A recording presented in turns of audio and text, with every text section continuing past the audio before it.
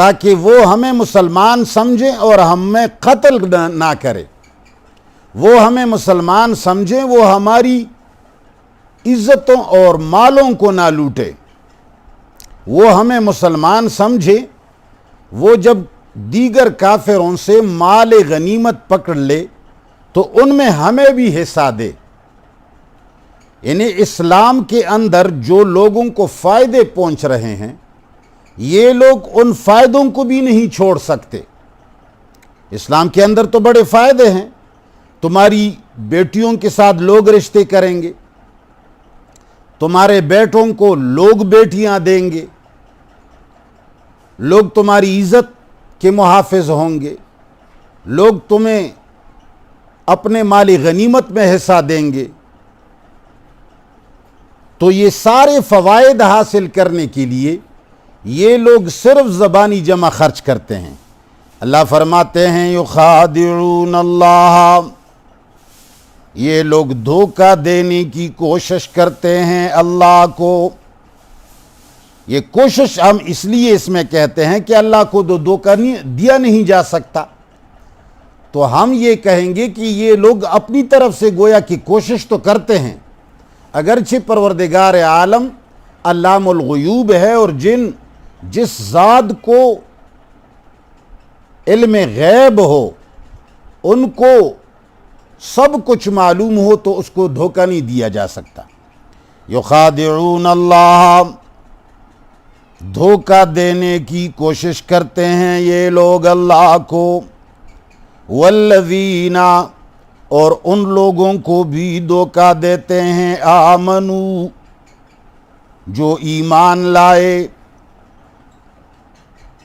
ایمان والوں کو حقیقت میں دھوکہ دینا چاہتے ہیں تاکہ مومن ان کو مومن سمجھے، ان کی لڑکیوں سے رشتہ ہو جائے، ان کے لڑکوں کو بھی رشتے دے دیں، مال غنیمت میں بھی ان کو حصہ دے، ان کے سر اور مال کو بھی تحفظ ملے۔ اللہ فرماتے ہیں وما یخدعون، حقیقت میں یہ لوگ دھوکہ نہیں دیتے الا انفسہم، مگر اپنے آپ کو۔ حقیقت میں یہ لوگ اللہ کو دھوکہ نہیں دے سکتے اور مومنوں کو بھی دھوکہ نہیں دے سکتے، اس لیے کہ مومنوں کو اللہ آگاہ کرتا ہے، یا ان کے دھوکے کا نقصان انہی کو پہنچتا ہے۔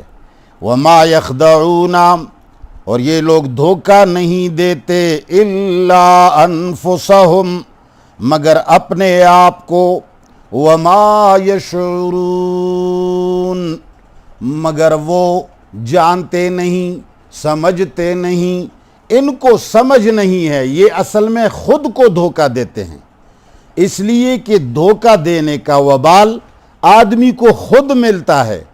دھوکہ دینے کی وجہ سے تم منافق ٹھہرتے ہو، ایمان کے اندر دھوکہ دینے کی وجہ سے تم کافر ٹھہرتے ہو، اور جو کافر ٹھہرتا ہے تو عذاب اس کو ملتا ہے۔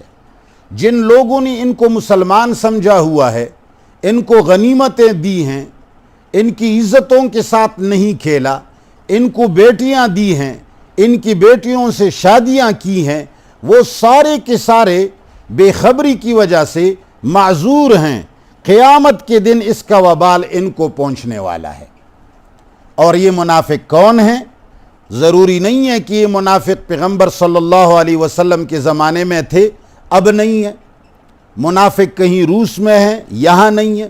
ہر وہ شخص جو اس آیت کا مصداق ہے، جو دغلا پن کرتا ہے، جس کے دل کے اندر قرآن پر ایمان نہیں ہے، قرآن پر یقین نہیں ہے، اس پر اعتماد نہیں ہے، دین کو صرف نمازوں اور روزوں تک محدود سمجھتا ہے،